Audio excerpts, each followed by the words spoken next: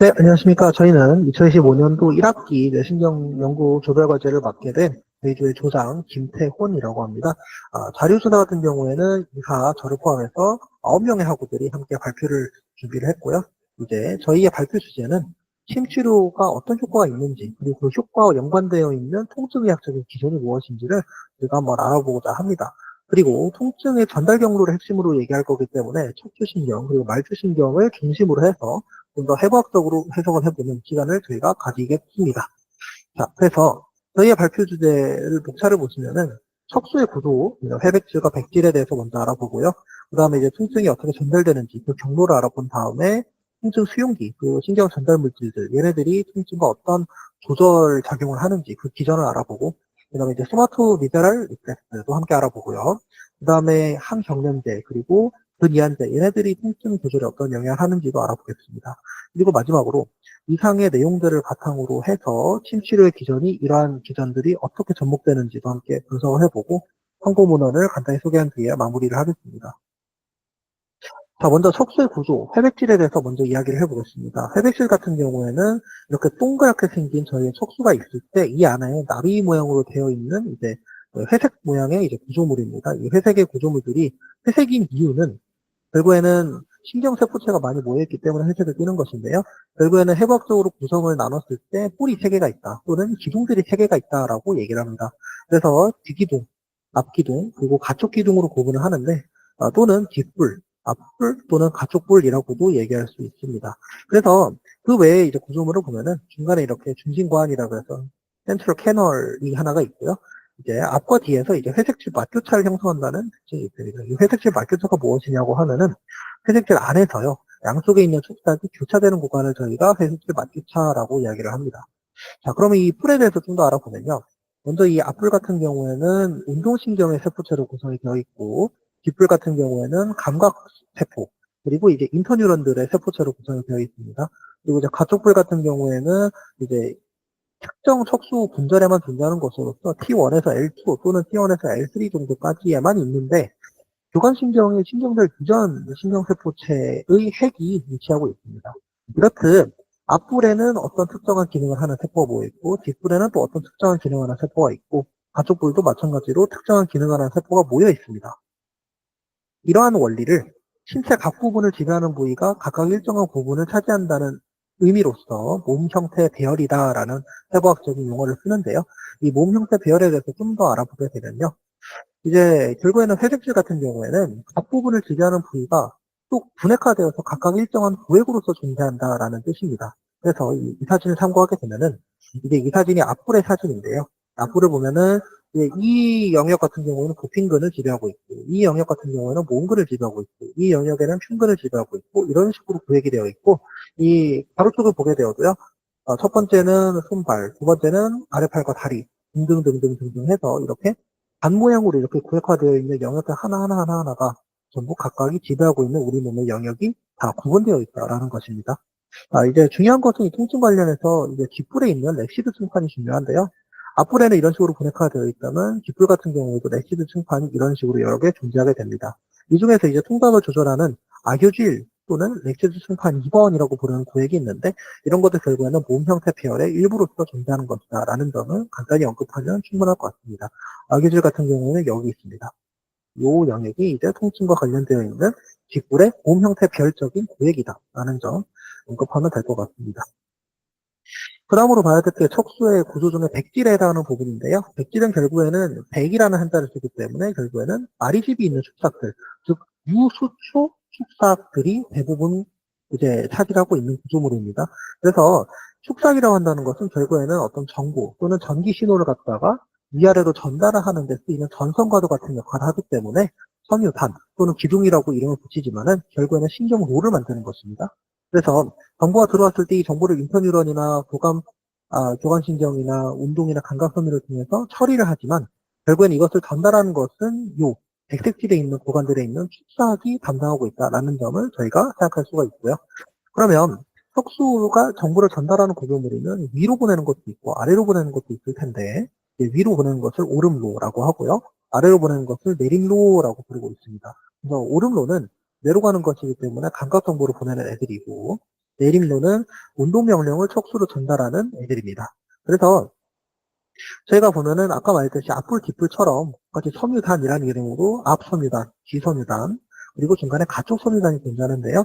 이제 앞가쪽 고랑과 뒤가쪽 고랑, 그리고 정중선을 기준으로 이 세 개의 섬유단이 구분이 되게 됩니다.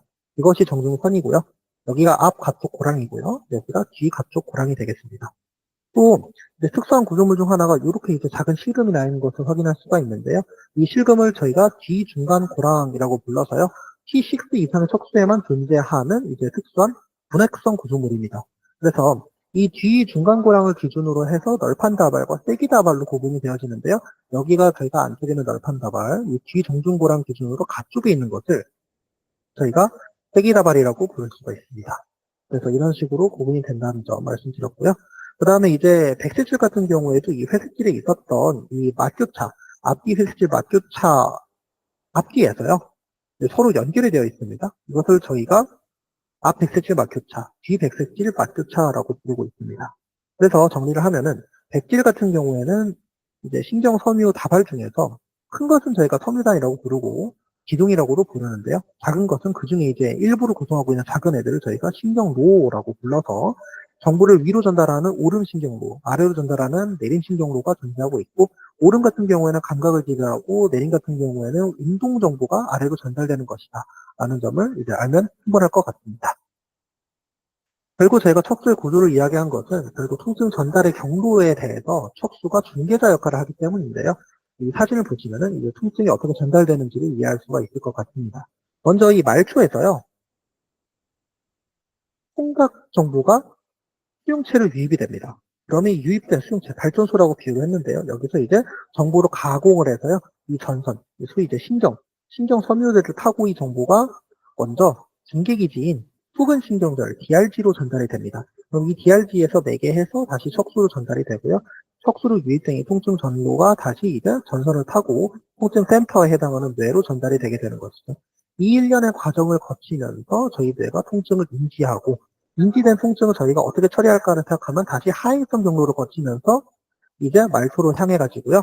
다시 이 말초에 있는 여러 가지 어떤 통각을 조절하는 기전을 갖다가 이제 발휘하게 한다든지 아니면 뭐 곡소적으로 진통 효과를 주거나 연증 반응을 일으키게 한다든지 뭐 이런 과정을 저희가 또 거치게 될 것입니다. 그래서 이 오른쪽 글을 보시면 통증의 경로를 크게 수용체, 말초 수용체겠죠? 그리고 이제 뇌, 그리고 그 사이를 이어주고 있는 척수로 구성이 된다고 볼 수가 있는데, 결국에는 통증, 그것이 말초 수용기에 먼저 들어오면 그것이 감각이 되고요. 그것이 뇌로 인접되는 단계를 거쳐서 뇌에서 다시 조절이 되고요. 그 다음에 뇌에서 수용이 되는 단계, 이 단계를 거치게 됩니다. 이에 따라서 통증이 발생하고 전달되고 처리된다라고 볼 수가 있는데, 사실 이런 과정도 중요하지만 이 아래에 서술에는 이 통증을 느끼는 과정에 대해서 이제 하행성 경로까지 잘 제대로 서술을 한 이 단계가 좀 더 명확하다고 볼 수가 있습니다. 먼저 변환이 되고요. 통증이 전달이 되고요. 대뇌에 의해서 다시 하행성으로 조율이 되는 과정. 이 일련의 과정을 저희가 가장 이제 통증의 전달 경로라고 서술하곤 합니다. 그래서 결국에는 이 센서로서 이 수용기, 리셉터가 여러 가지 자극을 감수하게 되면요. 수용체라고 불리는 이 발전소 같은 역할을 하는 부위에서요. 이 부위라고 볼 수 있겠죠? 이 부위에서 전기적인 신호로 전환이 되고 그것이 전기적인 신호가 정해진 신경, 전선을 따라서 중계지지, 혹은 신경절, DRG를 거쳐서요. 척수, 그러니까 변전소라고 표현했지만 척수로 이제 통증이 전달이 된다. 그럼 그것이 다시 대뇌로 갔다가 대뇌에서 처리가 된 다음에 다시 이제 척수를 통해서 이제 손상된 영역으로 가서 이제 치료 기전을 갖다가 발휘하게 된다. 이 일련의 과정을 통증의 변환, 통증의 전달, 통증의 조율이라고 서술한 것입니다. 그러면 먼저 이 통증의 이 변화 단계를 알아보면은 통증 수용기와 관련이 있는 부분입니다. 결국에는 어떤 물리적인 자극이나 아니면 여러 가지 화학적인 자극이 왔을 때 이것을 저희가 전기 신호로 전환을 할 필요가 있는데 그것을 담당하고 있는 우리 몸의 해부학적 구조물이 통증 수용기다라고 볼 수가 있는데요. 통증 수용기 같은 경우에는 예를 들어 피부 같은 경우에는 아이소노 조체는 촉각을 감지하고 있고요. 예. 또는 이제 파치니 조체 같은 경우에는 압력 그리고 이제 진동을 감지하게 됩니다. 뿐만 아니라 이런 식으로 해서 폴리모달 수용기 또는 이제 고역치 기계 수용기 등등 이런 것들은 이제 자율신경 종말의 수용기에 해당하는 부분으로서 이제 여러 가지 심해성 기계 자극을 갖다가 수용하거나 아니면 열 자극 이런 것들을 다양성 수용기가 이제 수용한다라고 볼 수가 있고요. 또 뿐만 아니라 이제 보면은 C섬유라든지 A 델타 섬유 같은 것의 말단에 보면은 이런 식으로 수용기들이 많이 붙어 있다는 것을 확인할 수가 있습니다. 그래서 이런 식으로 어쨌든 저희 몸의 통각을 감지하는 것은 외부의 말초에서 온다면 기본적으로 피부를 거치게 되기 때문에 달려 있는 정보가 이런 수용기들을 통해서 이제 전기 신호로서 그 자극이 변화가 된다라는 점을 확인할 수가 있고요. 특히 이제 통증 전달에 중요한 것은 A 델타 섬유와 C 섬유인데요. 이 A 델타와 C 섬유의 말단에 보면은 이제 이런 수용기들이 많이 붙어 있습니다. 특히 이제 C 섬유 같은 경우에는 수용기가요. 이제 열 자극을 이제 감지하는 수용기도 있고 기계 자극을 전환하는 수용기도 있고 화학적인 어떤 자극을 전환하는 수용기들도 다 이렇게 붙어 있어서요. 통각을 갖다가 이제 변환할 수 있는 능력을 가지고 있다라는 점을 확인할 수가 있습니다. 자, 그러면 이렇게 수용기, 말초에 있는 수용기에 의해서 통각 정보가 이제 전기 신호로서 변환이 됐는데 그 신호를 전달하는 과정은 신경섬유, 파이버가 맡게 됩니다. 그럼 이 전달하는 신경섬유에는 당연히 특정한 종류가 있을 텐데요. 네, 그것을 보시면은 전도 속도에 따라서 ABC로 구분할 수가 있고요. 이건 주로 운동신경섬유에서 그렇습니다. 또는 이제 감각신경섬유 같은 경우는 1, 2, 3, 4 시스템으로 구분할 수가 있는데요. 이것은 직경에 따라서 이제 구분이 되는 부분입니다. 그래서 정상적인 상태에서 통증이 만약에 발생했다고 치면은 이것을 전달하는 신경섬유는 아까 말했듯이 C섬유와 그리고 A 델타 섬유가 존재하게 되고요. 이걸 통해서 알 수 있지만 전도 속도 같은 경우에는 이제 A 델타 섬유가 좀 더 이제 빠르다라고 볼 수가 있겠습니다. 그래서 A 델타 섬유가 빠른 이유는 유수초이기 때문인데요. 결국에는 미엘린이 이제 신경섬유를 감싸고 있기 때문에 활동 전이가 이제 모든 곳에서 이루어지지 않으면서 이미 생성되는 말초가 내부 자극과 소통하지 않고 바로 그냥 이렇게 전달이 되기 때문에 전도 속도가 빠르다라고 볼 수가 있습니다. 그래서 좀 더 뚜렷하거나 날카롭고 좀 더 짧고 강한 자극에 의해서 생기는 빠른 통증을 전달한다는 뜻이 있고요. C섬유 같은 경우에는 이제 수초가 없는 미엘린화가 되지 않은 신경섬유이기 때문에 좀 더 전도가 느리고요. 좀 더 전도가 느리다라고 볼 수가 있고 그래서 지속적인 화끈하는 가결감 이런 좀 더 느린 통증을 전달한다. 아무튼 이 둘의 공통점은 둘 다 통증을 전달하는 신경섬유다라는 것이 핵심이 되겠습니다. 그래서 이제 참고로 제가 적어놨지만요. 일반적인 감각, 그래서 촉각이나 압각 같은 경우에는 통각보다 훨씬 더 빠르게 전달되는 비통증성 자극입니다. 이 자극을 전달하는 신경섬유가 이제 A 베타 섬유가 되는데요. 이 A 베타 섬유가 A 델타 섬유나 C 섬유보다 전달 속도가 좀 더 빠르다라고 볼 수가 있습니다. 근데 만약에 어떤 병적인 상태가 발생해서 일반적인 감각이 만약에 비통증성 자극을 전달하는 A 베타 섬유에 의해서 전달돼야 되는 것인데 그것이 통증 전달에 관여하게 돼버리면 이제 C 섬유나 A 델타 섬유보다 훨씬 더 전도 속도가 빠른 이 A 베타 섬유가 통증을 전달하게 되기 때문에 그러면은 저게 이질통이 발생하게 됩니다. 그래서 원래는 통증으로 인식되면 안 되는 것들이 뭐 살짝 스치는 정도라든지 뭐 가벼운 어떤 압각이라든지 이런 것들이 통증으로 인식되게 되면은 이것이 이질통이다라는 점을 제가 통증과 관련해서 간단히 참고사항으로 적어두었습니다. 정리를 해보면 결국에 중요한 것은 이 통증을 전달하는 신경섬유의 결국에는 C섬유와 A 델타 섬유가 중요한 것이고요. 이것보다 훨씬 더 전도 속도가 빠른, 좀 더 굵고 훨씬 더 마리집이 있는 A 베타 섬유 같은 경우에는 그냥 통각이 아니라 일반적인 감각을 전달해야 되지만 얘네가 병적인 상황이 돼버리면 통각을 전달하게 되어서 이질통을 유발할 수가 있다라는 점까지 직전 페이지에서 제가 다루어보았습니다. 자, 이렇게 해서 통증 수용기에 의해서 외부 자극이 전기 신호로 변환이 되고 변환된 전기 신호가 C섬유 또는 A 델타 섬유에 의해서 전달이 되었습니다. 그러면 그것이 척수의 오른우를 타고 이제 척수에 이제 DRG를 거쳐서 뒷불로 들어와서 오른우를 타고 대뇌로 전달이 되었을 때 어떻게 그 통증이 조절될 것인가 그 모듈레이션의 단계를 저희가 한번 알아보겠습니다. 당연히 이제 척수 뒷부를 통해서 이제 통증이 이제 전달이 될 것인데요. 먼저 이 조율이라고 한다는 것은 대뇌에 의한 조율은 정확히 말하면 하행성의 조율입니다. 하행성 경로를 타고 통증을 조절하는 것이죠. 그것이 아니라 그냥 손상이 발생한 이 말초 이 자체에서도 이 통증을 조율하는 기전이 존재합니다. 그래서 말초 수준에서 진통을 할 수도 있고 척수 수준에서 대뇌까지 안 가고 진통을 조절하는 기전이 또 있고요. 아까 제가 좀 더 보편적으로 말했던 이 조율 단계에 중추 수준에서 진통을 조절하는 단계도 있습니다. 그래서 먼저 말초 수준에서 어떻게 진통을 하는지를 알아보면은 병변 부위에서 염증 반응이 당연히 발생하게 되고요. 이것을 억제하는 오피오이드 수용체, 아편 유사 수용체 이런 것들이 DRG에서 많이 합성이 돼서요. 출현하게 됩니다. 이 오피오이드 수용체가 말초 신경 말단까지 운반되면서 수가 증가하게 되는 것인데 그 결과 통증 억제 효과가 발생하게 됩니다. 이것은 좀 더 나중에 다뤄보도록 하고, 그래서 참고상으로 적어놨지만 이제 모르핀이나 코데인이라든지 이런 것들이 오피오이드 수용체에 결합을 할 수 있는 것이고요. 그러면 효과가 강력합니다. 진통 효과가 발생을 하지만 부작용도 존재하게 되는 것이고요.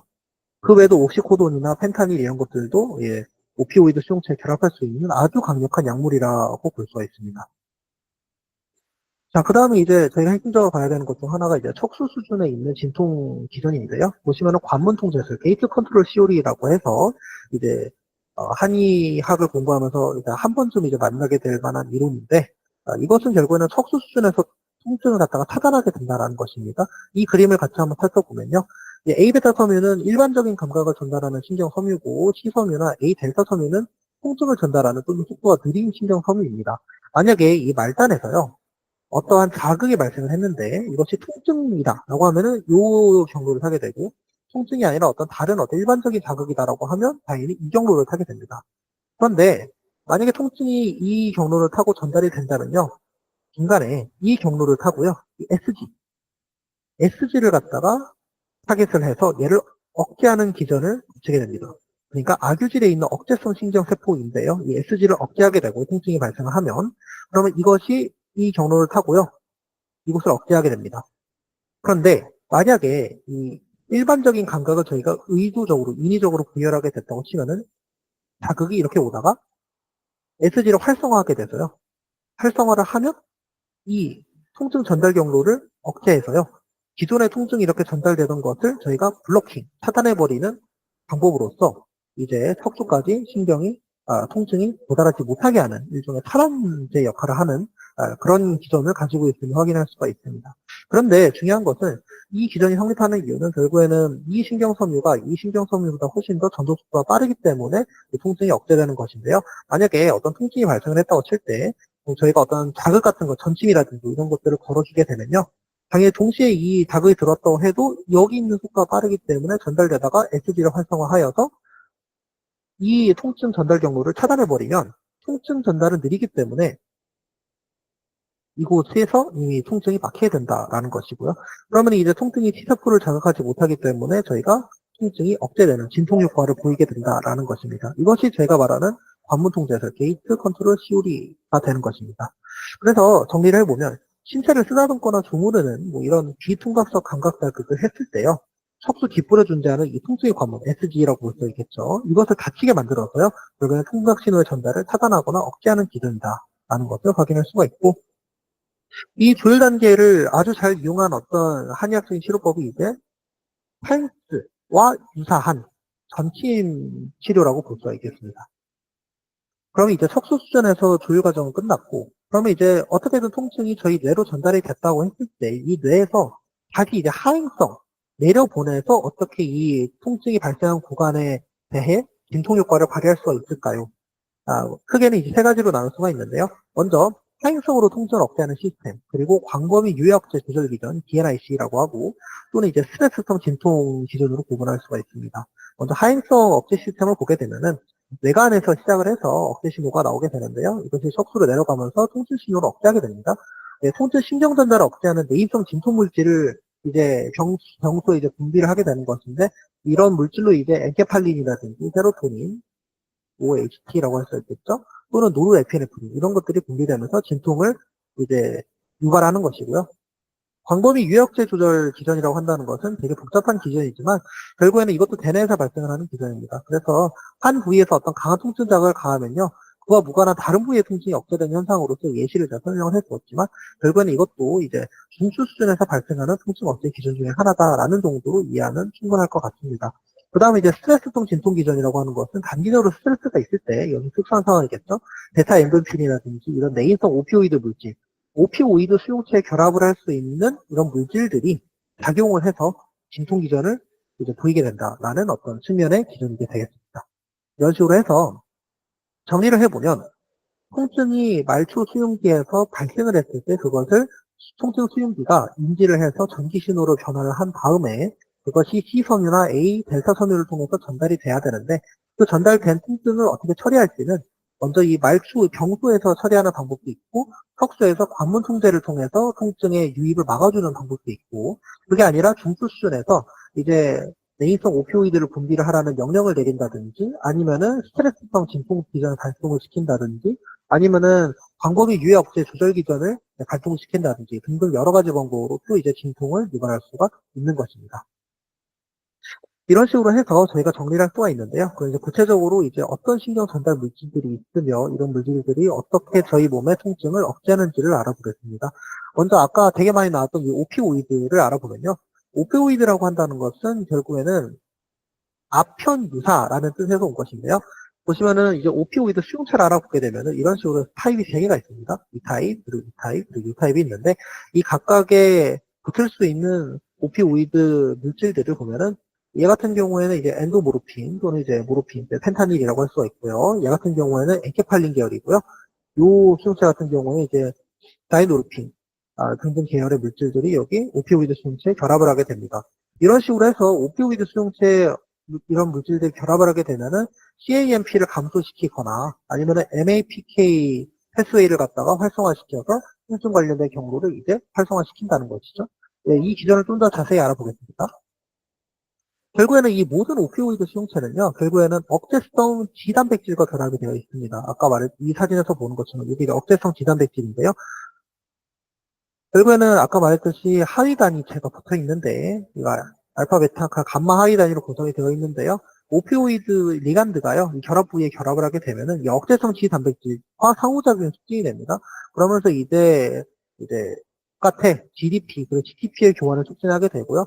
그리고 이제 알파 하위 단위가 베타, 감마 하위 단위에서 분리가 되게 됩니다. 이런 식으로 딱 끊어지게 되면은 분리된 알파 하위 단위가 아까 말했듯이 이렇게 교환된 GTP와 결합을 해서요, 복합체를 형성합니다. 그래서 알파 I 그리고 GTP가 복합체 형성이 되면은 남아있는 이 하위 단위인 베타 또는 감마 하위 단위가 아데닐산 고리아 효소를 억제해서요 CAMP를 갖다가 줄이는 작용을 하게 됩니다. 그럼 그 결과로 이제 NAPK 패스웨이가 이제 억제되는 조절의 결과가 발생을 하게 되는 것이고요.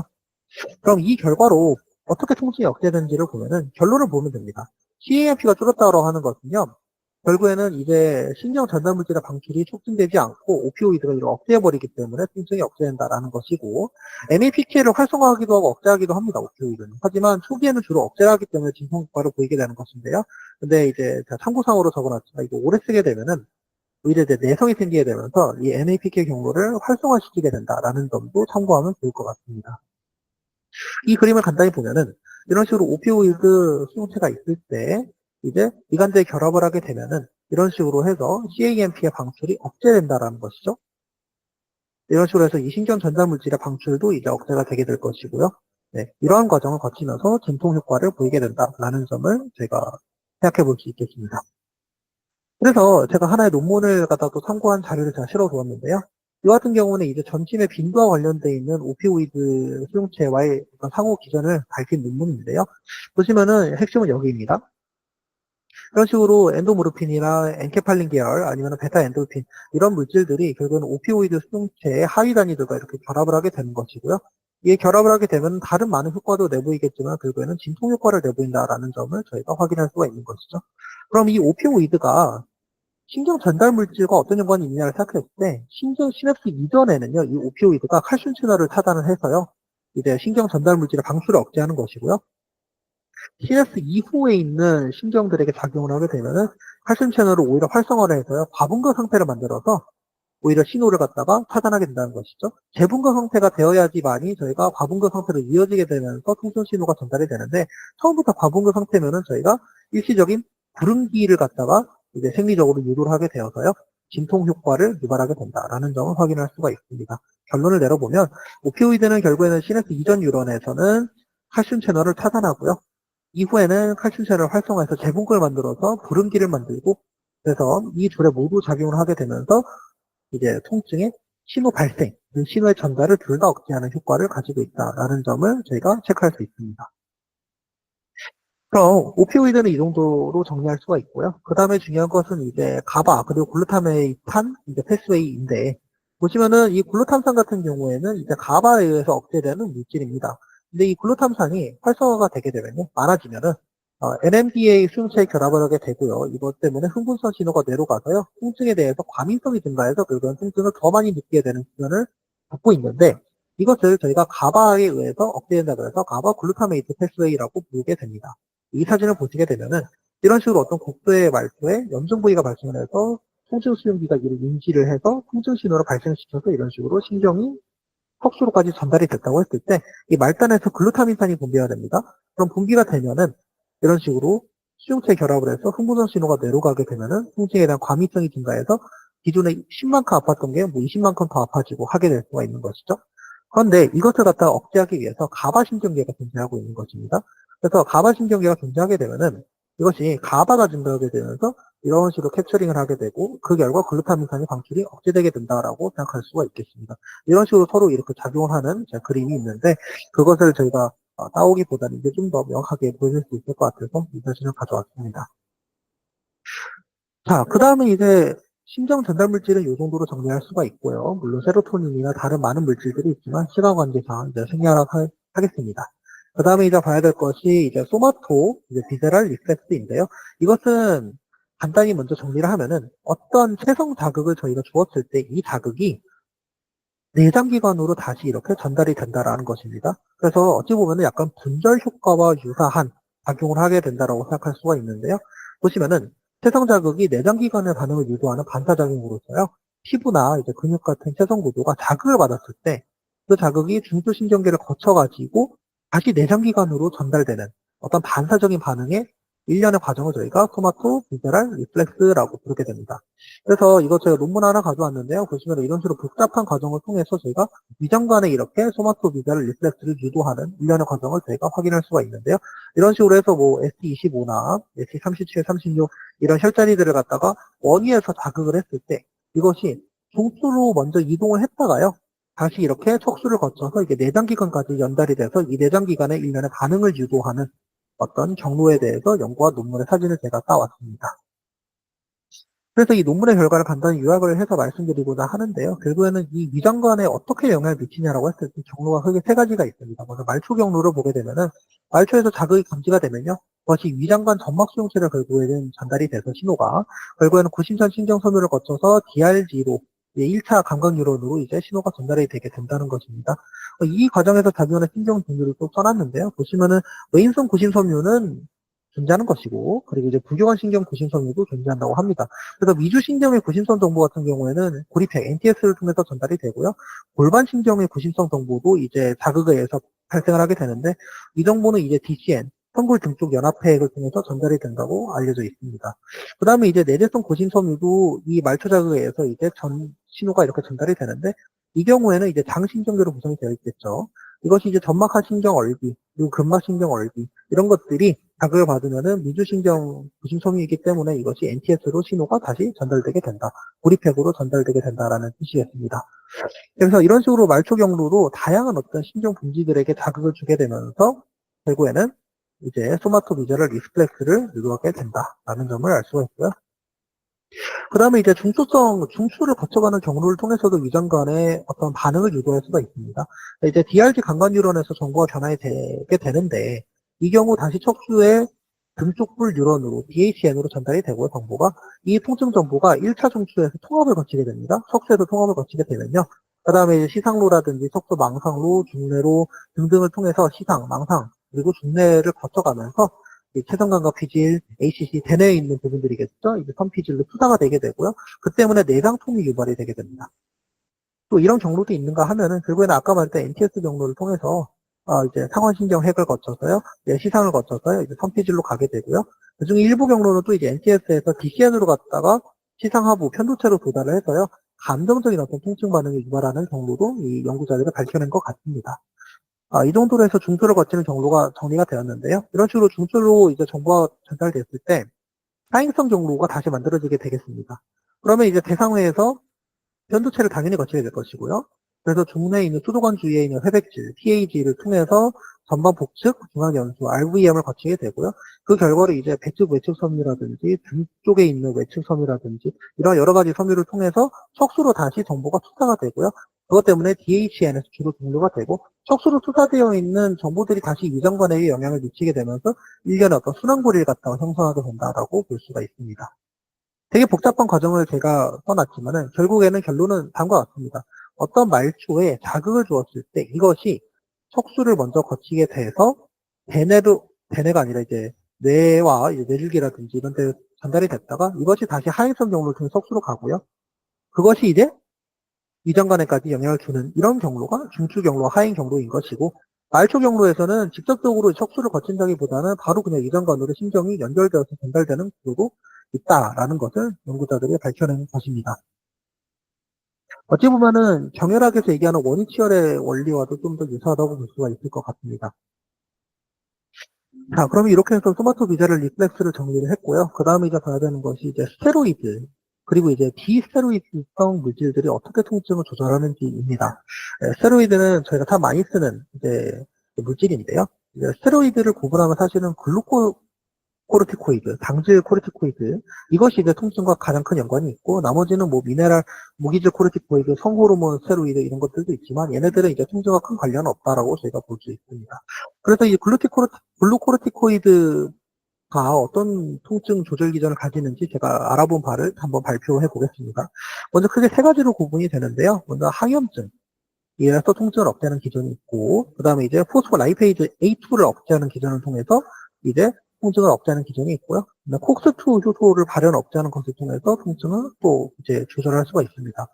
항염증 같은 경우에는 프로스타글란딘이라든지 사이토카인이라든지 뭐 브레디키닌, 뭐 히스타민 이런 것들의 분비를 줄여주는 역할을 하는데요. 이 글루코코르티코이드가요. 이런 물질들이 결국에는 통증 신호를 유발하기 때문에 이들을 줄이게 되면은 통증도 줄이게 된다라는 점입니다. 이제 포스포라이페이즈 A2 같은 경우에는 이 발현이 억제되게 되면요. 아라키돈산 방출이 줄어들기 때문에 저희가 잘 아는 어떤 이제 프로스타글란딘의 생성, 루코티리엔의 생성 이런 것들 그런 것들로 인해 생기는 염증과 통증 이런 것들을 줄여주게 되는 과정을 거치게 됩니다. 그 다음에 이제 콕스 효소 발현 억제도 이 포스포라이페이즈 A2와 좀 밀접한 연관이 있는 기전인데요. 그리고 아라키돈산 대사 경로 중에 되게 중요한 경로가 이제 콕스 2 루트인데 이거를 이제 줄이게 되어서 프로스타글란딘을 줄이게 되면은 그것이 항염 효과로 이어지게 된다라는 것입니다. 그래서 이 세 가지 기전을 저희가 한번 자세한 어떤 그림으로 알아보겠습니다. 먼저 이 글루코코르티코이드의 이 신호 전달 과정을 간단히 묘사를 해보면요. 결국에는 이런 스테로이드가 있을 때 얘는 지용성이기 때문에 세포막을 뚫고 와서 이 안에 있는 당질 코르티코이드 수용체와 결합을 하게 되고요. 이 결합된 수용체가 이제 해관으로 들어오게 되어서요. 결국에는 GRE라고 하는 이 DNA에 있는 반응 요소, 결합할 수 있는 부위를 반응 요소라고 할 때 얘네가 이제 이 복합체와 함께 결합을 하게 됩니다. 그러면은 여기서 이제 전사가 발생을 하게 되면서 각종 물질들이 발생을 하고 이것이 신호 전달 경로로 이어지게 되는 것입니다. 그래서 이러한 과정이 당연히 선행돼야 되는 것이고요. 그럼 구체적으로 어떤 물질이 생성되고 어떤 과정을 거치길래 통증이 줄어드는가를 먼저 알아보겠습니다. 먼저 알아보기 전에 중요한 것은 이 스테로이드에 연관되어 있는 것 중에 가장 이제 중요한 물질이 NF-카파비라고 할 수가 있는데요. 이 NF-카파비의 신호 전달 경로를 이제 뇌를 예시로 들어서 한번 알아보아야지 통증 조절이 어떻게 이루어지는지를 그 다음에 설명할 수 있을 것 같습니다. 먼저 뉴런이 있습니다. 이 뉴런 안에서 알파시누클레인을 예시로 들었지만은 결국에는 어떤 이제 통증을 유발할 수 있는 물질들이 배출이 됐다고 했을 때 이제 뇌에 있는 미세 악유섬유가 비활성화되어 있던 것이 시누클레인 때문에 활성화가 되게 됩니다. 그래서 이 알파시누클레인을 예시로 든 것은 결국에는 NF-카파비와 파킨슨병이 어떤 연관이 있는지를 알아보다가 찾은 자료를 제가 좀 참고 삼아서 이제 적어둔 것입니다. 그래서 활성화된 미세악유 섬유가요, 결국에는 TNF-알파와 같은 이제 프로 인플레메이터리 팩터들을 분비하게 되고요. 그럼 이것이 세포막에 있는 수용체와 결합을 하게 되고 그 결과로 인해서 IKK 복합체가 형성이 됩니다. 그럼 이 IKK 복합체가요, IKB와 P50 또는 P52 그리고 렐A 또는 B 단백질과 이렇게 억제성으로 결합이 되어 있는 것을 끊어주게 됩니다. 그러면 이게 이제 활성화된 NFKB, NF-카파비라고 할 수가 있겠습니다. 이런 식으로 해서 IKK 복합체가 활성화되면서 IKB가 이 NF-카파비를 억제하고 있었는데 이 결합을 끊어주면서 활성화된 NF-카파비가 핵막으로 들어가서 DNA에 있는 NF-카파비 특정 반응 요소와 결합을 하게 되면 이제 mRNA를 통해서 전사가 만들어지고 그 결과 세포 핵막으로 나와서요. 리보솜에 mRNA가 딱 가면은 각종 염증 물질, 대표적으로 TNF-알파 이런 것들을 만들어내게 됩니다. 그럼 만들어진 과정에서 결국에는 신경 염증 반응이 발생을 하게 되면서 당연히 통증도 같이 발생하게 될 텐데요. 이러한 악순환의 고리를 가지기 때문에 TNF-알파가 많아지면 또 이렇게 수용체에 결합을 하고 또 1년의 과정을 거치면서 또 리보솜으로 가서 또 이제 TNF-알파가 많아지는 이런 일련의 연쇄 반응으로 인한 신경염증 증세 악화가 발생할 수 있다라는 것이 NF-kappaB의 어떤 기전 중 하나라고 볼 수가 있는데요. 그럼 이 NF-kappaB와 관련이 있는 당질 코르티코이드의 어떤 항염증 효과를 저희가 알아보기 위해서 하나의 논문을 또 조사해 왔습니다. 보면은 결국에는 이 활성화된 NF-kappaB가 해관으로 가가지고 CBP와 결합을 하게 되는데요. CBP와 결합을 하면은 이제 요 히스톤과 DNA가 결합이 되어 있는 이곳을 아세틸화 시켜서요. DNA의 전사를 촉진하게 됩니다. 정확히는 히스톤이 감겨 있는 정도를 좀 덜하게 만들어서 그 사이로 이제 전사를 할 수 있게 딱 여력을 주게 되는 거였죠. 근데 이런 과정을 통해서 염증을 만드는 NF-kappaB를 이제 당질 코르티코이드가 아까 말했듯 해관에 있는 수용체와 결합을 해서 해관으로 들어오게 되면요. 먼저 NF-kappaB의 보조 활성 인자와 결합을 하게 돼서요. HAT를 억제하게 됩니다. 그러니까 히스톤 아세틸 트랜스퍼레이즈, 히스톤에게 아세틸기를 전달하는 효소와 결합을 해서 얘를 억제시키는 것이죠. 그러면 이 히스톤이 탈아세틸화 되기 때문에 당연히 전사가 덜 일어나게 될 것이고요. 그러면 NF-kappaB에 의해 생성되는 염증 인성 물질들의 양도 줄어들게 될 것입니다. 뿐만이 아니라 GER 같은 경우 결국에는 이 수용체와 코르티코이드가 결합을 해 있는 이 복합체가 HDAC2를 해관으로 모집을 하게 되는데 이것은 이제 히스톤 탈아세틸화 효소 2라고 해서요. 히스톤을 아세틸화하는 효소를 또 해관으로 모집을 해서 이제 히스톤 아세틸화를 또 역전을 시켜주는 것입니다. 그 결과로 이제 프로인플레메이터리 팩터스, 대표적으로 TNF 같은 것들이 있게 되는데 이런 것들에 의해서 생기는 NF-kappaB 인성 염증을 억제하게 된다라는 기준입니다. 그래서 한마디로 요약을 해보면 이렇게 염증이 발생을 해서 NF-kappaB가 해관으로 와가지고 이 히스톤의 아세틸화를 촉진해서 이제 유전자의 이제 발현을 촉진하게 되는데 그 발현이 되면은 이제 각종 염증이 발생하게 되고 이것을 억제하기 위해서 스테로이드, 당질 코르티코이드가 해관으로 수용체와 결합을 한 복합체 형식으로 해서 핵막을 뚫고 들어와서 이제 히스톤을 탈아세틸화 시키는 효소를 해관으로 모집을 해서 아세틸화를 역전하는 것도 하나의 기전이고 두 번째 기준으로는 이제 NF-kappaB의 보조 활성 인자와 결합을 해서 얘 활성도를 없애버리는 방식, 즉 히스톤 아세틸기 전달 효소를 억제하는 방식을 통해서 히스톤을 아세틸화 시키지 못하게 하는 기전을 통해서 염증 물질의 생성을 막는다라는 것입니다. 자, 그러면 이렇게 해서 당질 코르티코이드를 대표로 한 스테로이드의 항염증 효과를 알아봤고요. 그 다음에 이제 봐야 되는 것이 이제 아라키돈산과 폭스 경로의 억제입니다. 이제 포스포라이페이즈 A2 같은 경우에는 이런 식으로 인지질이 있을 때 이것을 분해하는 과정을 거치게 되면서요. 이 과정을 촉진해주는 효소가 이제 포스포라이페이즈 A2인데 이것이 분해되게 되면 아라키돈산이 형성이 됩니다.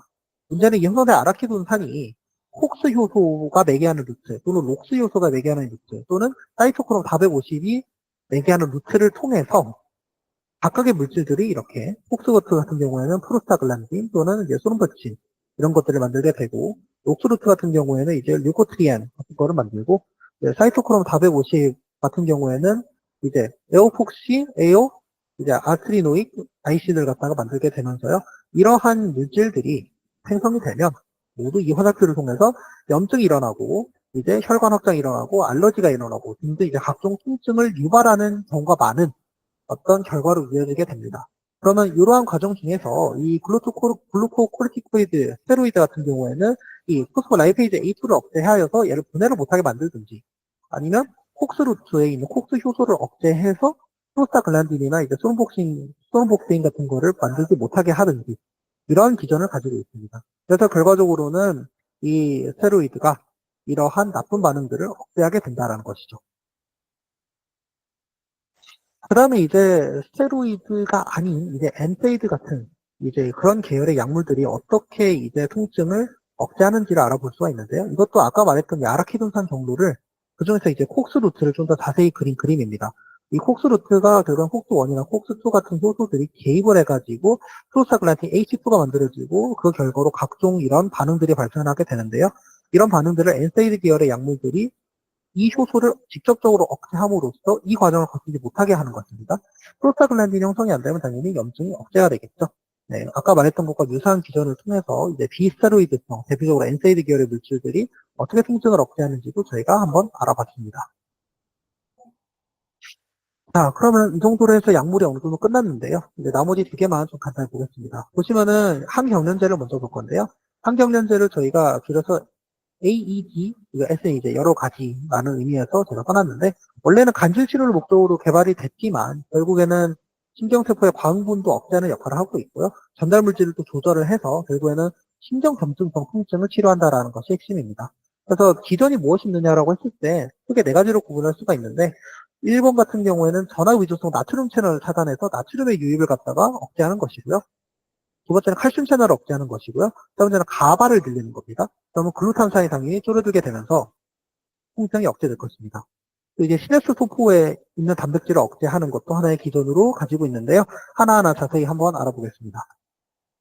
먼저 이 전압 개폐 의존성 이제 나트륨 채널 같은 경우에는 결국에는 이 활동전이에 관여하는 아주 중요한 어떤 채널입니다. 그래서 항경련제는요 나트륨 채널을 불활성화를 시키기 때문에 이제 불활성화되어 있는 이 나트륨 채널이 다시 활성화가 되지 못하도록 또는 활성화되는 기간을 길게 늘리도록 잡아서 반복적으로 이제 과흥분하는 우리 몸에 있는 근육이나 이런 세포들의 경련을 이제 억제해주는 역할을 하고 있습니다. 대표적인 약물로 이런 것들이 있는데요. 결국에는 기전을 간단히 보시면은 결국에는 활동전이가 발생을 먼저 했습니다. 경련이 생겼다는 것이죠. 그 다음에 탈분극이 생긴 다음에 잠시 불활성화에 있는데 이 불활성화 상태에 있는 이 나트륨 채널이 재활성화되는 이 과정을 억제해주는 것입니다. 그래가지고 부름기를 연장을 시키기 때문에 활동전이가 연속적으로 발생하지 못하도록 하고요. 그 과정에서 이제 효과적으로 통증 징후를 억제하는 기전을 가지고 있다. 결론을 지으면 통증과의 어떤 연관이 있느냐라고 했을 때 결국에는 신경세포의 과활성화를 억제하기 때문에 비정상적인 통증 자극의 전달을 아예 그냥 차단해버리는 역할이다. 라고 정리할 수가 있습니다. 그 다음으로 이제 가바와 이제 칼슘 채널 억제도 볼 건데요. 칼슘 채널도 사실은 큰 차이는 없습니다. 보시면은 칼슘 채널, 이런 서브 유닛들이 있겠죠. 이런 유닛들이 신경세포 말단에서 신경 전달 물질의 방출을 아예 매개하는 역할을 하고 있는데요. 이 중에 일부는, 항경련제 중에 일부는 칼슘 채널을 결합을 해서 유입을 아예 막아버립니다. 그럼 이제 글루탐산이라든지 물질피라든지 노르에피네프린이라든지 이런 흥분성 신경 전달 물질의 방출 감소를 유도하게 되는 것이고요. 그 결과로 인해서 이제 자결통이라든지 과민 통증 이런 것들을 억제하게 된다라는 것입니다. 가바 같은 경우에는 아예 그냥 가바 자체가 그냥 글루탐산을 억제하는 물질이기 때문에 이것을 갖다가 늘려줌으로써 신경세포 흥분을 억제한다라는 쪽으로 가는 것이고요. 마지막으로 이제 시냅스 소포 단백질 2A에 결합을 하여서 이 단백질을 억제하는 과정인데요. 이런 약물들이 있습니다. 이런 약물들이 결합을 하게 되면은 신경 전달 물질의 방출 자체를 억제하기 때문에요. 이런 식으로 해서 기존으로 조절되지 않은 난치성 통증에 좀 더 보조적으로 어떤 치료 접근을 할 수 있다라는 측면에서 이런 기전을 항경련제가 갖고 있는 경우도 있습니다. 이 정도로 정리하면 항경련제는 이제 마무리가 됐고요. 근이한제에 대해서 간단히 한 표로 제가 정리를 해보았습니다. 근이한제 같은 경우에는 크게 세 개인데요. 중수성 억제, 가바와 관련되어 있는 루트이고요. 알파토 아드레날린에 작용하는 과정도 있고, 세 번째로 중추에서 유발되는 근긴장을 억제하는 기전도 있습니다. 이제 보시면은 특히 이제 중추 억제 같은 경우에는 이 근이한제가 가바 비수용체에 결합을 하게 되고요. 그 약물이 이제 다칼로펜 같은 게 있는데 그 작용 결과에는 과분극을 유도해서 아까 말했듯이 부름기를 만들어서 전달 물질 방출을 억제하는 기전을 가지고 있습니다. 그래서 이거는 이제 척수 통증에서 나오는 신호를 차단하게 될 것이고요. 알파2 아드레날린 작용 같은 경우에는 알파2 아드레날린성 수용체에 근이한제가 결합을 하게 되면은 척수 반사가 억제되기 때문에 흥분이 아예 전달 물질이 차단되게 된다. 그래서 이제 근이 이완되고요. 통증이 이제 완화가 된다라는 측면이 있고, 그다음에 중추적인 근긴장 억제는 이제 수용체가 아직 불특정되어 있지만은 결국에는 뇌간에 있는 뉴런 억제에서요. 항히스타민성 작용을 만들기 때문에 근긴장을 완화하고 수면 두통을 감독적으로 개선하는 효과를 가지고 있더라라는 어떤 연구 결과를 제가 한번 적어보았습니다. 이제 이것은 논문에 있는 자료이기 때문에요. 죄송합니다. 장기 복용을 했을 때 효과가 확실히 입증된 경우는 사실 많지 않습니다. 그래가지고 돌림이라든지 어지럼증, 입마름 이런 중추에 기반한 어떤 부작용에 대한 고려도 반드시 필요하다라는 이제 부작용에 대한 어떤 언지가 써 있었고요. 결국에는 근이안제는 좀 더 단기적인 어떤 증상에 쓸 수 있는 어떤 특효약이다라고 생각하면 될 것 같습니다. 그러면 이상으로 저희가 쭉 길게 통증과 관련되어 있는 통증의학적인 내용들을 정리를 했는데 이것이 침치료에 어떻게 적용될 수 있는지를 제가 한번 알아보고자 했습니다. 이제 출처는요. 이제 한약학술대회 2015년에 중부권역에서 했을 때 이소은 교수님께서 이제 주셨던 이제 자료입니다. 이 자료를 바탕으로 한번 제가 정리를 해보겠습니다. 먼저 이 침치료 기전은 세 가지가 있는데요. 먼저 침을 놓은 그 국소에서 발생하는 효과, 그리고 침을 놨을 때 그 침에 놓은 부위에 해당하는 분절과 같은 분절에 속하는 다른 우리 몸의 영역들을 치료하는 분절 효과, 그리고 이 침을 놨을 때 그냥 분절이랑 관련 없이 전신적으로 그냥 효과가 나오는 것을 저희가 전신 효과라고 부르고 있습니다. 먼저 이 국소 효과에 대해서 알아보면요. 결국에는 국소 효과는 전통적인 해석도 있고 현대적인 해석도 있는데 둘 다 알아보겠습니다. 먼저 전통적인 해석은 이제 이런 물질들을 자극을 해서요. 결국에는 뭐 모르핀이라든지 엔케팔린이라든지 뭐 다이노르핀이라든지 이런 것들을 분비해서 통증 억제하는 아주 전통적인 기전이 있는 반면에 두 번째로 이제 중요한 것이 이제 아데노신 A1 수용체를 조절하는 기전이 있습니다. 이제 근육에서 제가 자침을 하면은 근육세포의 세포막이 파괴가 되고요. 그러면 ATP가 세포 밖으로 유출이 되고 그러면서 순차적으로 ATP가 ADP로 보내되고 ADP가 AMP로 보내야 됩니다. 그러면서 이게 아데노신이 되는데 이 유해 자극이 있는 장소에 아데노신 A1 수용체가 아데노신과 결합을 하게 되면서요. 통각 수용체를 조절해서 통증 역치가 높아집니다.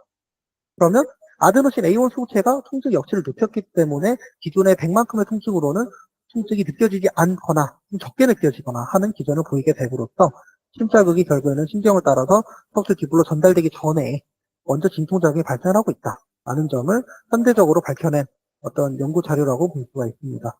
이런 기전은 아데노신 A1 수용체의 조절과 관련되어 있는 기전이지만 이것뿐만이 아니더라도 이제 근방수를 자극을 해서 그냥 국소 부위에서 근육이 팔딱팔딱 연축을 하게 되면서 그냥 뭉쳐있던 근육이 풀어지면 그 자체로도 이제 근이완제의 어떤 미세한 어떤 효과를 낼 수 있으니까 통증 완화가 될 것이고요.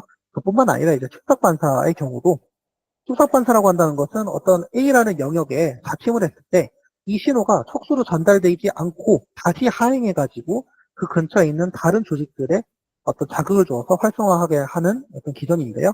그래서 침을 놨으면 그 근처에 있는 통증이 있는 부위에 신호가 전달돼서 얘를 갖다가 좀 더 상황을 개선하는 진통 효과를 보이는 그런 기전을 저희가 촉석반사라고 얘기합니다. 그래서 촉석반사에 관여하는 대표적인 물질이 이제 CGRP 같은 것들이 있고 이런 걸 통해서 혈류가 개선이 되고요. 혈류가 개선이 되면은 이제 손상되어 있던 부위에 혈류가 개선되면 많은 어떤 복구 물질들이라든지 이런 것들이 통증이 있던 곳으로 가기 때문에 좀 더 국소적으로도 어떤 치료 효과를 보일 수 있다라는 점을 저희가 확인할 수 있습니다.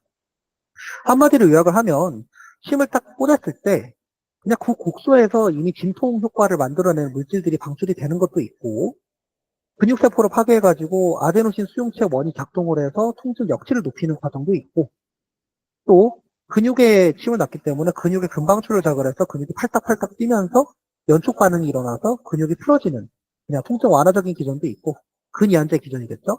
그리고 이제 촉석 반사를 일으켜가지고 국소에 이제 CGRP 같은 것들을 병수로 분비를 해서 혈류가 개선이 되면은 혈류를 타고 이제 각종 복구 물질들이 오게 되면서 통증이 줄어드는 그런 기전도 저희가 확인할 수 있습니다. 그래서 이것은 제가 한번 정리를 쫙 해봤는데요. 사실 기전이 되게 복잡하기 때문에 제가 자료를 추가적으로 조사를 해보았습니다. 간단히 보면은 침이 이렇게 딱 들어와가지고 염전보살을 했을 때 조직이 손상이 되고 그러면은 조직이 손상이 되면서 염증이 생기니까 감각신경 말단에서 글루탐산이라든지 통증을 유발하는 물질이죠. 뭐 산화질소라든지 사이토카인이라든지 이런 것들이 분비되면서 면역세포들이 이 손상된 곳으로 막 오게 됩니다.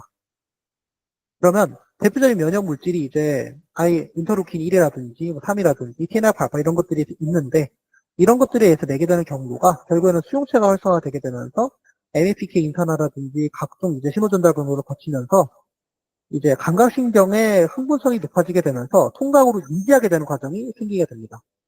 그러면 또 그 과정에서 발생한 NGF라든지 프로스타글랜딘 E2라든지 이런 물질들이 분비가 되게 되는데 염증성 물질이기 때문에 그런 것들이 거기에 수용체에 결합을 하게 돼서 말초신경에도 또 후각이 감작된다.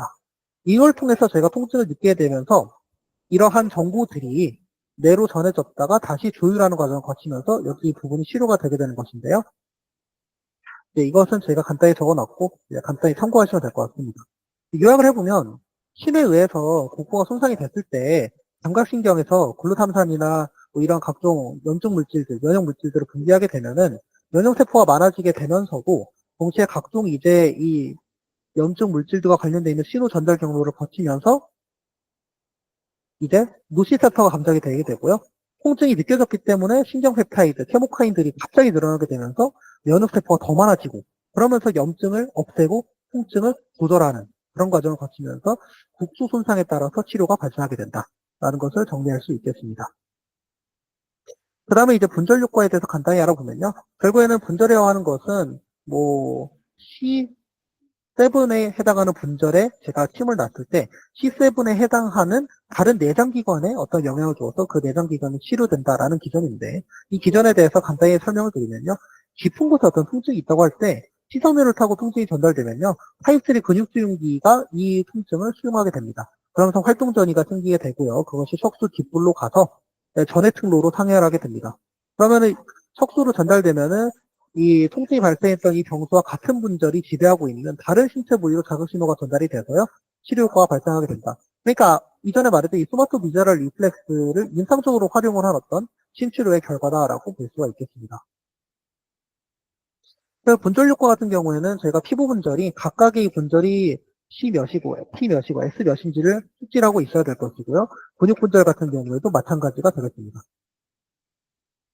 전신 효과에 대해서는 교수님의 말씀 따르면 아직 완벽히 규명된 사항은 아니지만은 특히 이제 정서와 관련되어 있다고 제가 알려져 있는데요. 보면은 크게 이러한 단계를 거치는 것으로 제가 정리를 해보았습니다.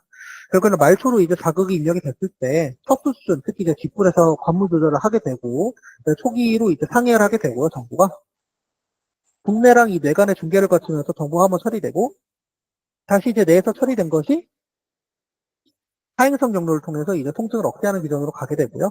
자기네 척수로 도달하게 되고요. 그 과정에서 저희가 느끼는 어떤 정서, 이런 것들의 어떤 정서적인 요인이 이러한 전달 경로와 통합이 되면서요. 전신의 어떤 조절 물질이 방출되면서 분절 효과와는 어떤 또 다른 어떤 치료 효과를 보이게 된다라는 어떤 간략한 어떤 서술이 있었던 것으로 제가 기억하고 있습니다. 그래서 이 전신 효과와 관련해가지고요. 좀 더 이제 중추, 특히 이제 뇌와 관련되어 있는 어떤 통증 조절의 기전이 또 있을지 한번 제가 참고를 해서 이제 조사를 해봤는데요. 이 시상 하부와 관련되어 있는 어떤 통각 조절의 기전이 존재하는 것으로 확인이 됐습니다. 이 논문을 찾아본 결과는요. 결국에는 어떤 통증이나 아니면 심자극이 C섬유랑 A 델타 섬유를 자극을 하게 되면은 이런 식으로 이제 중추, 특히 이제 시상하부로 거치게 되면서요. 중추에서 시상하부에게 어떤 명령을 내립니다. 그래서 각종 호르몬을 갖다가 분비하라는 명령을 내리게 되고요. 호르몬을 분비함에 따라서 저희가 전신적으로 어떤 반응이 발생하게 될 것입니다. 예를 들어서 뭐 ADH라든지 뭐 아니면은 밑에 있는 뭐 옥시토닌이라든지 이런 것들은 분절 효과로는 설명될 수 없는 저희 몸 전신에 있는 어떤 효과이기 때문에 이런 것들이 전신 효과의 어떤 기전 중 하나로서 서술될 가능성이 있다라는 점을 제가 제안을 하는 바입니다. 그래서 전반적으로 이 침출의 기전을 제가 정리를 해봤는데요. 보시면은 이 사진에 대해서 제가 설명을 좀 드리겠습니다. 보시면은 먼저 이 침자입이 있을 때 부심성 뉴런을 통해서 기계 신호가 단기적 신호로 바뀌게 됩니다. 그럼 변환된 자극이 A 베타 섬유 또는 A 델타 섬유, 이거 같은 경우는 이제 비정상적인 병리적인 상태를 얘기하는 것이고요. A 델타 섬유와 C 섬유로 활성화하게 되고요. 그 결과로 이제 척수의 뒷불에서 척수 위 중추를 통해서 뇌로 가거나 아니면은 뇌로 안 가고 DNIC, 그러니까 광범위성 억제성 이제 기전을 활성화하게 되거나 그럼 이번 두 번째 경우 같은 경우에는 다시 척수의 뒷불로 신호를 리플렉스 하게 되면 척수의 이제 통증 유입이 감소하게 됩니다. 그래서 뇌로 만약에 어떤 통증 신호가 전달이 됐으면 뇌 속에서 통증을 조절하게 되는 것이고요. 예, 이번 같이 이제 척수의 뒷불로 신호가 왔다면 척수로 유입된 어떤 신호가 시냅스에서 이제 LTP, 이제 장기 강화 또는 LTD, 장기 저하를 유발해서요. 신경 가소성을 유발하기 때문에 저희가 이제 신경 가소성과 연관되어 있는 어떤 통증의 조절 기전으로 이어지게 됩니다. 그래서 이 척수 위중추에서 각종 어떤 시스템을 거치게 되는데요. 보시면 이 그림입니다. 척수리 이제 침자입에 의한 자극이 전달됐을 때 척수 위중추에서요. 이제 세로토닌, OHT와 관련되어 있는 통증 조절 기전을 유발하거나 글루탐산 관련되어 있는 어떤 시스템, 가바와 연관되어 있겠죠. 이런 시스템을 조절하거나 오피오이드 시스템을 조절하거나 아니면 아드레날릭 시스템을 조절하게 됩니다. 그래서 아드레날릭 시스템 같은 경우에는 아까 말했듯이 이제 환경연제와 근이완제와 관련해서 이제 그쪽 세부적인 기준 중 하나로서 존재했던 것으로 보이고요. 그래서 이런 생리적 반응을 유도해서 그것이 척수 뒷부를 통해 신호를 전달하여서 통증의 유입을 줄이는 것입니다. 그래서 만약에 이제 침자입에 전기적인 자극을 부여했다면 어떨까요? 침자입에 만약에 전기적인 자극을 부여했다면 이제 각종 섬유들로 자극이 전달되고 척수로 이제 정보가 전달되는데, 그래서 똑같이 이제 직간접적으로 이제 같은 결과를 유도하게 되는 것이고요. 통증의 유입을 차단하게 될 것입니다. 근데 이뿐만 아니라 이 상술했던 이 침술문에 곡소적인 어떤 미세 외상이 생기면요, 연증 매개체가 생산된다고 말씀을 드렸고, 그 결과로 인해 치료가 촉진됨에 따라서 통증을 갖다가 해소하게 된다. 라는 어떤 국수적인 기준도 이 그림에는 잘 나와 있지 않지만 이제 같이 존재한다라는 점을 말씀드리면, 침의 어떤 전반적인 오버뷰를 제가 다 설명드린 것 같습니다. 그래서 발표가 마무리되었는데요. 결국에는 통증과 관련돼 있는 서적들을 많이 참고했기 때문에 참고문헌이 2페이지 정도 됩니다. 그래서 참고문헌 1은 단 것 같고요. 이제 두 번째도 여전히 참고문헌입니다. 이 정도로 정리를 하면은 저희가 발표가 마무리된 것 같습니다. 그래서 한 줄로 좀 요약을 제가 한번 해보고자 하는데요. 결국에는 이 통증이 발생했다라고 한다는 것은 통증이 곡소에서 발생하면 어떤 자극을 전기 신호로 바꿔야 하고, 이 전기 신호를 바꿔주는 과정이 통증 수용기의 역할이었습니다. 통증 수용기가 바꾼 전기 자극이 전달되는 루트는 신경 섬유들, 특히 C섬유와 A 델타 섬유였고요. 비정상적인 경우에는 A 베타 섬유에 의해서 이질통이 발생할 수도 있다고 제가 말씀드렸던 것 같습니다. 그렇게 해서 전달된 통증 신호가 척수의 이제 DRG, 후근신경절을 통해서 척수의 뒷불로 들어오게 되고, 그 척수 뒷불에서 뇌로 올라가는 상위 경로를 타든지, 아니면은 다시 이제 척수 반사를 통해서 이제 엑솔 리플렉스를 통해서 이제 조절할 수도 있는 것이고요. 뇌로 전달된 통증 같은 경우에는 이제 뇌에서 그 신호 처리를 해서 다시 하행성 경로로 척수를 거쳐서 그 경소에게 어떤 치료 물질을 분비하거나 각종 어떤 치료 기전을 발휘할 수 있는 것이고, 그 발휘하는 과정에서 저희가 언급했던 게 이제 시상하부와 연관된 어떤 호르몬적인 전신 조절 또는 이제 감정과 관련되어 있는 전신 효과, 이런 것들을 언급했던 것 같습니다. 그리고 이제 척수를 기준으로 해서 다시 이렇게 나오게 되는 어떤 기준도 설명드렸던 것 같고요. 그래서 이러한 과정에서 저희가 알아둬야 할 오피오이드라든지 아니면은 글루탐산이라든지 가바와 관련된 있는 신경 전달 경로, 스테로이드, 그리고 비스테로이드성 어떤 약물들, 엔세이드 계열의, 아니면은 근이완제나 항경련제, 근이완제 같은 이런 약물들이 어떠한 경로에 자극을 하고 타겟을 하는지, 이런 것도 알아보았던 것 같습니다. 그래서 이런 모든 통증 의학적인 기준들이 결국에는 침 치료를 하는 과정에서 다 적용될 수 있는 생의학적인 기준인 것이고요. 그렇기 때문에 한의대 생으로서 이런 기준들을 잘 알아두면 나중에 이제 양방 의사들과 대화를 하거나 아니면은 제 진로를 갖다 탐색함에 있어서 좀 더 되게 귀중한 지식이 될 거라고 믿어 의심치 않습니다. 그래서 발표가 되게 길어졌는데 이렇게 긴 발표 들어주신 교수님들과 박사님들께 되게 감사하다는 말씀을 드리면서 이만 발표를 마치겠습니다. 감사합니다.